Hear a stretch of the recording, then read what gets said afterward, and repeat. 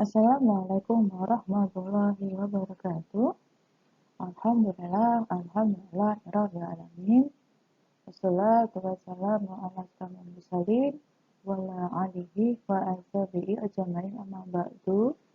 Rabbi shrah li sadri wa yassir li amri wa uqdatam min lisani yafqahul qawli. Amin ya rabbal alamin. Alhamdulillah, pada hari ini kita bisa mulai materi yang baru. Hari ini kita akan membahas mengenai aliran Syiah, sebuah aliran yang mana masih hidup dan berkembang sampai saat sekarang ini. Bahkan saat ini sudah kita bersama bahwasanya Syiah menjadi sebuah aliran resmi dalam sebuah negara, yaitu Republik Islam Iran.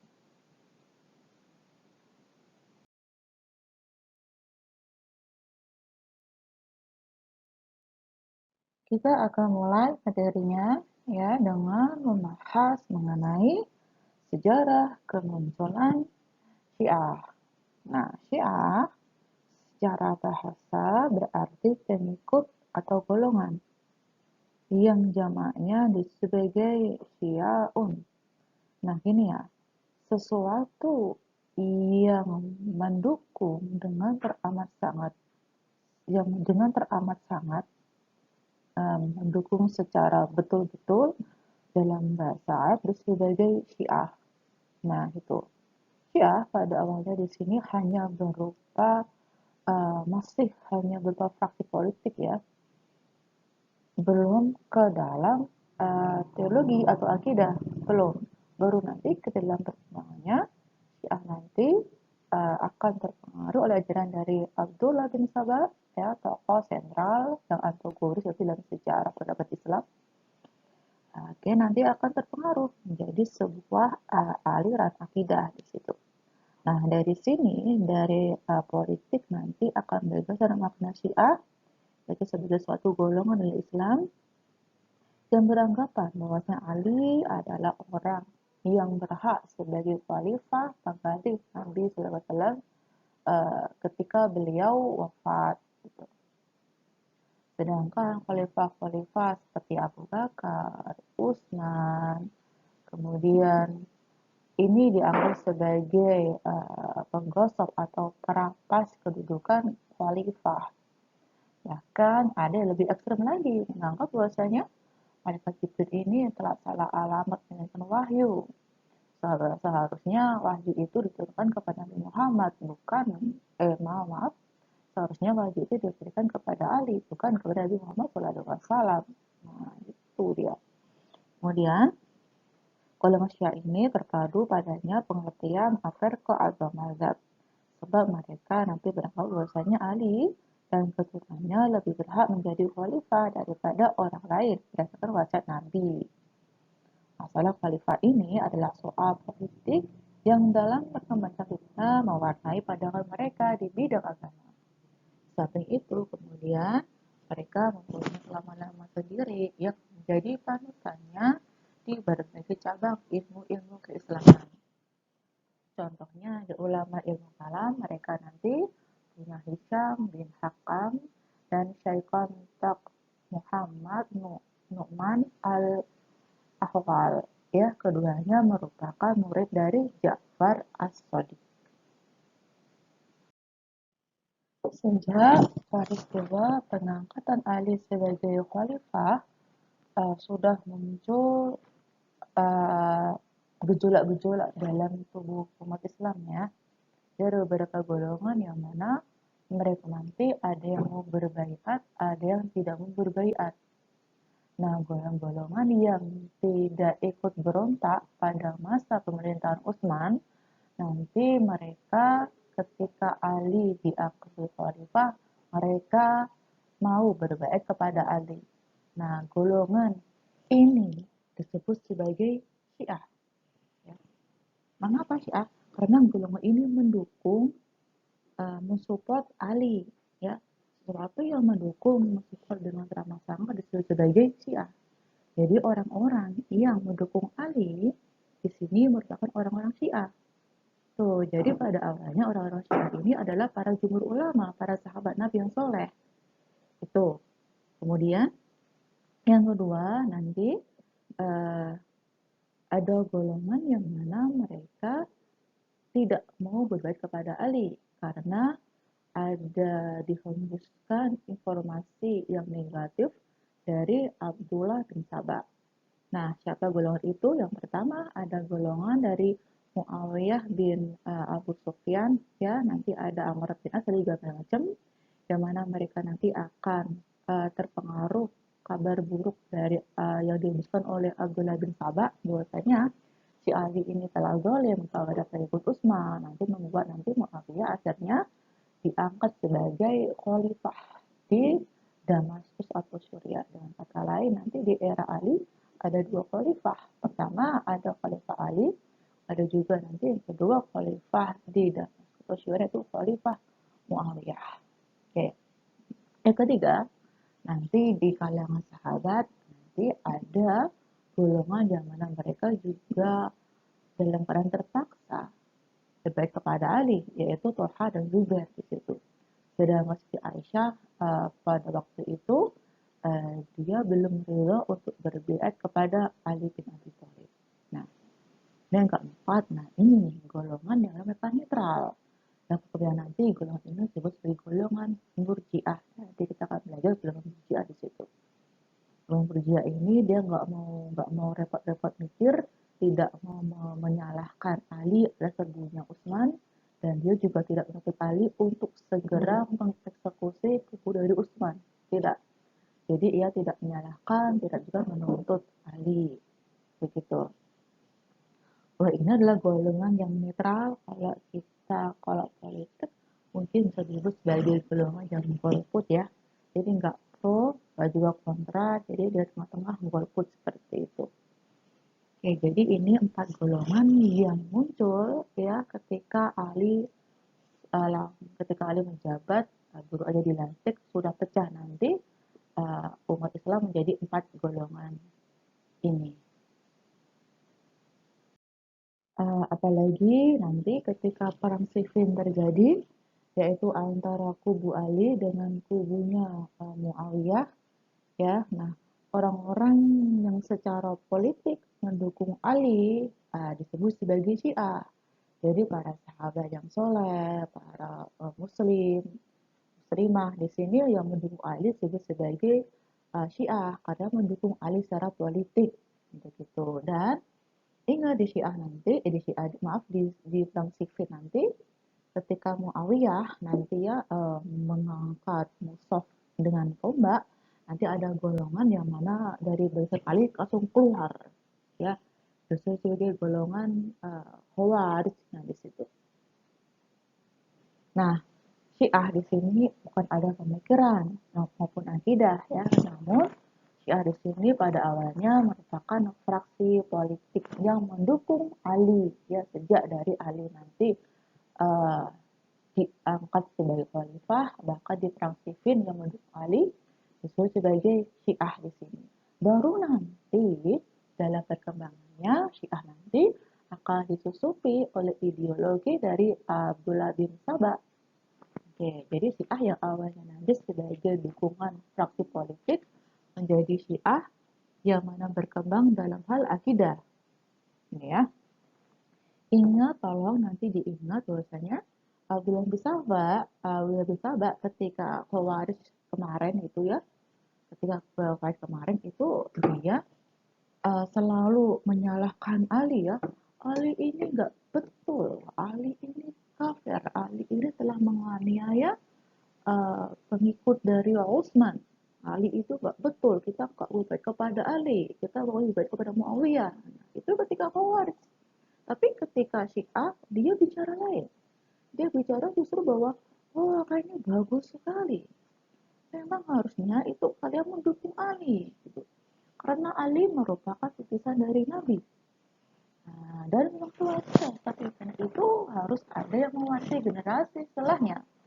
Terus waktu itu harus ada imamnya. Pas saja kalau nggak ada imam kan nggak sah. Begitu. Dan yang imam itu paling tepat ialah keturunan dari Ali sendiri, karena Ali itu adalah keturunan dari Muhammad gitu. Ingat Nabi Muhammad itu gak punya putra, padahal sudah meninggal semuanya ya kan. Nah setelah Ali nanti, kalau Ali nanti sudah meninggal, ada Hasan, ada juga Husain, dan begitu terus berikutnya. Ditambah lagi bumbu dari sejarah Nabi Isa. Apalagi Nabi Isa, bukan karya ingat. Nabi Isa itu ada 12 penolong yang sering disebut sebagai Hawariyun. Ali juga akan punya 12 keturunan. Imam-imam hebat itulah yang akan mendukung dan meneruskan kepemimpinan Nabi setelah ini. Nah, konsep 12 keturunan dari Ali nanti yang perkembangannya nanti akan berkembang menjadi konsep 12 imam yang akan menjadi aliran resmi dalam Republik Islam Iran.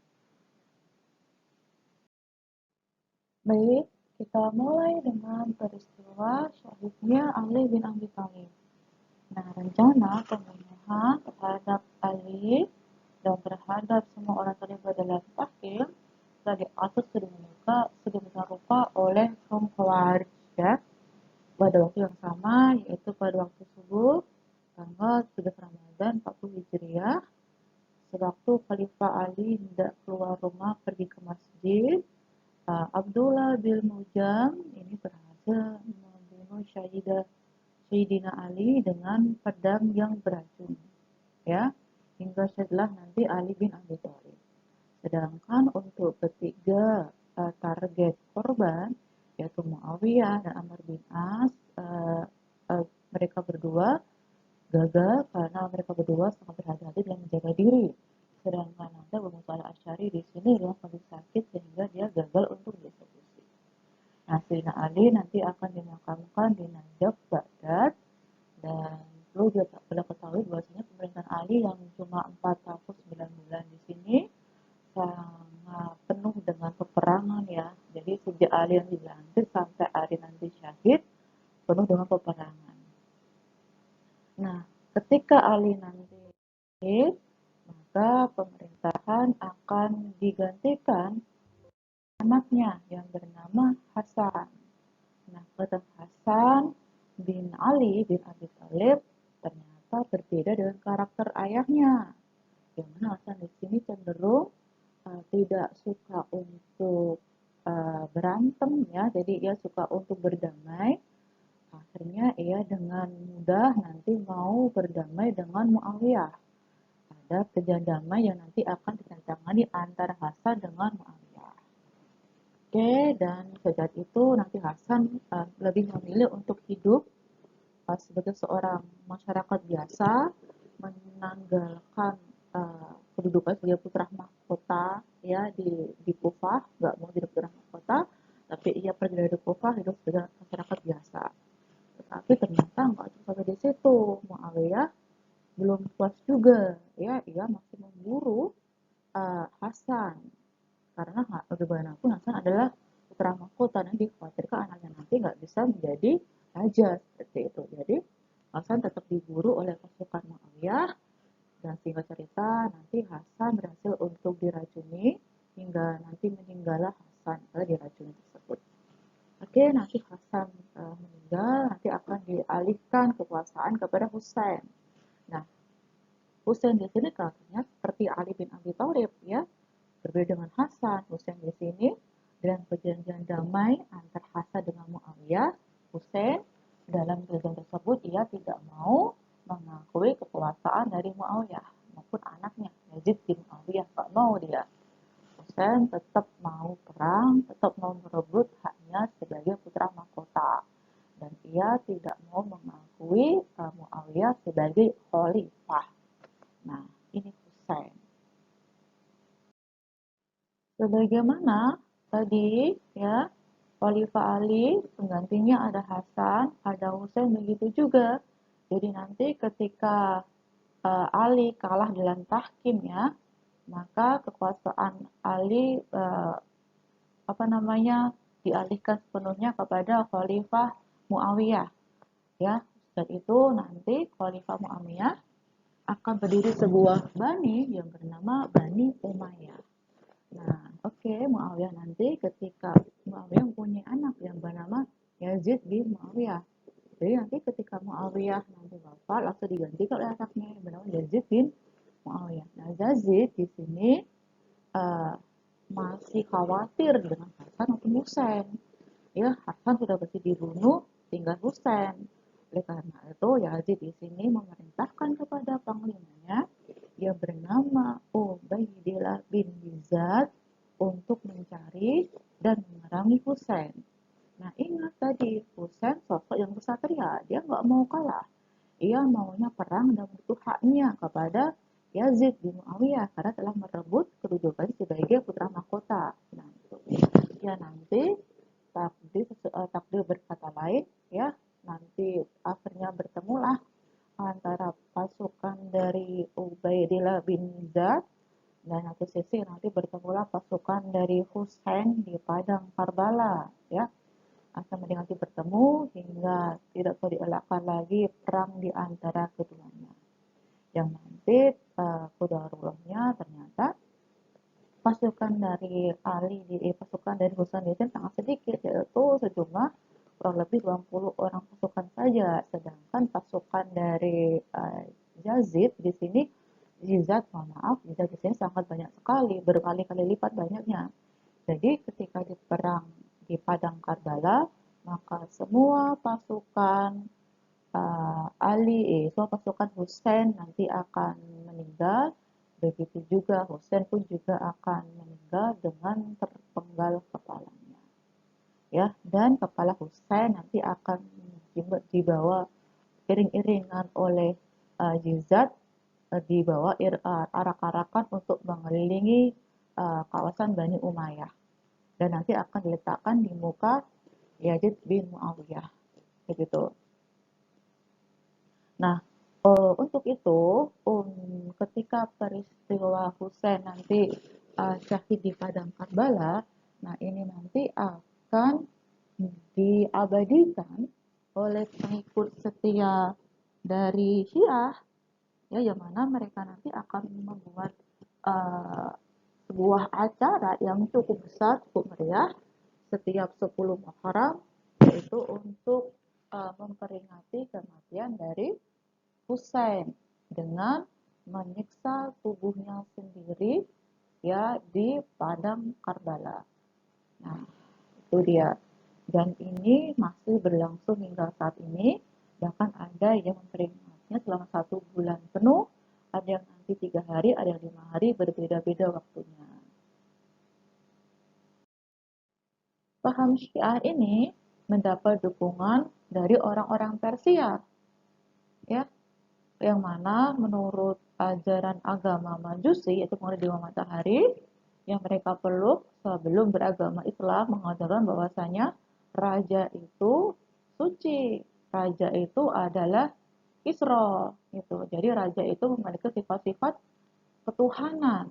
Nah, mereka memandang, jadi orang-orang Majusi itu ketika masuk ke dalam Islam mereka memandang bahwasanya Nabi Muhammad SAW itu sebagai Isra, rajanya mereka yang maksum. Jadi, ketika Isra nanti wafat, maka yang berhak untuk menggantikan hanya putra mahkota dan anak keturunan saja. Oleh karena itu, ketika wafat Nabi Muhammad SAW wafat, nanti yang berhak untuk menggantikan hanyalah putra mahkota ataupun keluarganya saja. Nah, ternyata qadarullah semua putra dari Nabi Muhammad SAW di sini meninggal semuanya. Oleh karena itu, yang berhak menggantikan hanya keturunan-keturunannya saja. Gitu. Makanya yang berhak adalah Ali. Jadi menurut mereka Umar, Utsman, Abu Bakar ini merebut haknya Ali karena yang berhak menggantikan Muhammad hanya Ali bin Abi Thalib. Nah, itu. Kemudian nanti dalam perkembangannya nanti dia akan terpecah belah menjadi beberapa aliran, ya. Ada beberapa hal. Pertama itu mereka pecah karena ada perbedaan pendapat dalam prinsip-prinsip ajaran. Di antara mereka pendapat bahwa khalifah itu dianggap suci dan barang siapa yang melanggar dianggap kufur. Nah, sisi lain lagi berpendapat bahwasanya orang yang khalifah di sini tidak sampai ke arah kufur, tetapi sampai ke strata salah saja, jadi nggak kufur gitu. Dan yang kedua, perbedaan pendapat mengenai imam. Mengapa? Karena anak keturunan Ali ini kan banyak, dan mereka nanti akan berselisih paham mana ini yang diri sebagai imam, mana yang bukan imam. Nanti mereka berselisih paham di situ. Jadi hal itu nanti membuat Syiah terpecah di beberapa sekte-sekte aliran. Dan perlu kita ketahui bahwasanya Abdullah bin Sabah ini orang Yahudi yang sebelumnya dia juga beragama Majusi. Jadi ketika ia masuk Islam, ia nanti akan membawa paham dari Majusi ke dalam tubuh Islam itu. Jadi Sabah di sini sangat berpengaruh ya dalam pergeseran makna Syiah yang awalnya cuma aliran dukungan dalam hal praktik politik, nanti bergeser ke arah akidah atau teologi. Baik, sekarang kita masuk ke dalam pokok-pokok ajaran Syiah. Nah, pokok ajaran Syiah di sini ada 4. Yang pertama adalah al-ismah. Al-ismah itu apa? Jadi paham yang mana imam itu maksum, terjaga dari dosa. Nah, ini gawat ya. Karena kalau imam ini nggak maksum, gawat nih. Karena imam ini adalah pembawa syariat. Jadi di Syiah di sini syariat ditentukan oleh imam, bukan nabi. Nah, inilah Syiah. Jadi apabila imam itu salah, maka dibutuhkan imam lain untuk memberikan petunjuk. Dan itu seterusnya. Dan karena itu imam nggak boleh salah, imam nggak mungkin salah. Gitu. Kemudian yang kedua, imam itu terpelihara dari syariat. Apa dilakukan imam itu pasti betul. Apa dikatakan imam itu adalah syariat. Nah, jadi syariat di Syiah di sini semuanya bersumber kepada imamnya Syiah gitu. Yang kedua, Imam Mahdi. Nah, di sini. Jadi paham Imam Mahdi di sini lahir berdasarkan bahwa perjalanan Syiah di sini bisa dikatakan sial terus ya. Sial terus gitu. Jadi pertama ketika ditahkim nanti Ali tidak menang dalam tahkim, direbut haknya Ali oleh Muawiyah, apalagi nanti Ali ternyata berhasil dieksekusi oleh kaum Khawarij sehingga nanti Ali jadi syahid ya. Kemudian ketika Ali syahid nanti akan digantikan oleh Hasan. Hasan syahid juga karena terracun. Nanti Hasan syahid diganti oleh Husain. Husain itu juga akan syahid pula di tangan Yazid. Nah, jadi kekalahan demi kekalahan yang ditimpa dialami oleh Syiah di sini membuat mereka menjadi khawatir nanti pengikutnya meninggalkan Syiah, pengikutnya nanti nggak mau lagi ke Syiah karena terus menerus dirundung kesedihan. Oleh karena itu untuk membuat membesarkan hati pengikutnya, maka dimunculkanlah paham Imam Mahdi, yang mana paham ini menjelaskan bahwasanya nanti Imam Mahdi yang maksum akan datang untuk menghancurkan pemerintahan Bani Umayyah. Namun demikian, kalau diteliti lebih lanjut ternyata dalam dalam aliran Syiah itu sendiri ada perbedaan keyakinan ya, ada yang percaya Imam Mahdi, ada juga yang percaya Imam Mahdi.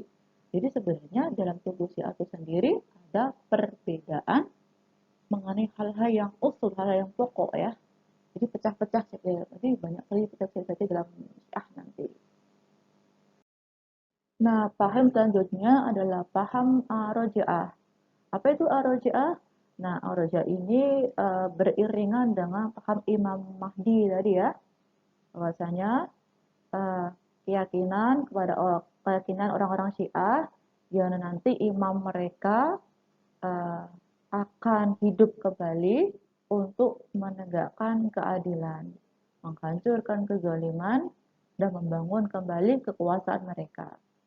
Kebanyakan aliran Imamiyah dari golongan Syiah, ya Imamiyah itu aliran Syiah 12, berkepercayaan bahwasanya Nabi Muhammad SAW, Ali, Hasan dan Husain, dan semua imam-imam dari Syiah, mereka nanti, dan musuh-musuh dari Syiah seperti Abu Bakar, Umar, Utsman, Muawiyah, Yazid bin Muawiyah, nanti akan hidup kembali ke dunia sesudah lahirnya Al-Mahdi dan akan menyiksa orang-orang yang berlaku aniaya terhadap imam-imam mereka, merampas haknya atau membunuhnya.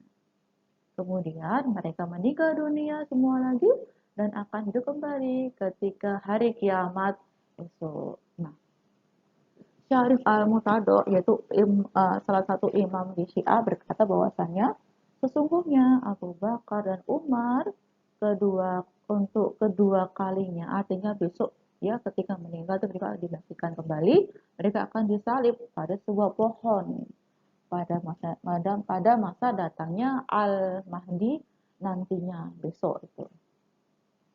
Oke, dan kemudian Abdullah bin Saba ya mengatakan bahwasanya Nabi Muhammad SAW tidak boleh kalah dari Nabi Isa alaihissalam. Kalau Nabi Isa akan hidup kembali pada akhir zaman untuk menegakkan keadilan, maka Nabi Muhammad lebih patut untuk menegakkan keadilan. Mengapa? Karena Sayyidina Ali radhiyallahu an nanti kan meninggal karena dibunuh kan oleh Abu Lulu. Nah, karena itu besok dia akan hidup kembali pada hari akhir zaman. Kemudian ajaran Ar-Raj'ah di sini berasal dari kepercayaan Yahudi ya yang mana mengajarkan bahwa Nabi Ilyas alaihissalam juga belum meninggal.